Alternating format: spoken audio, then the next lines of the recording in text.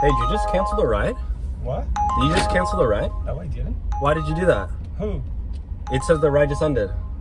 I didn't cancel anything. What did you do on your phone? What did you do on the Uber app? Nothing. I'm literally right here in the Uber app.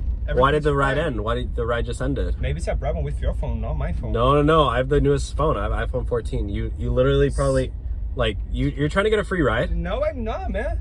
Dude, why'd you do that? That's not cool, bro. Man, what are you talking about? Dude, I need money. Man, that's ridiculous. So, you're trying to scam me, dude. I just caught you, bro. I'm not, man. You know what? What's your problem, man? I don't have time. I don't have time for this. What's wrong with you? Dude, you gotta get out, bro. So go ahead. You gotta order a new ride. What?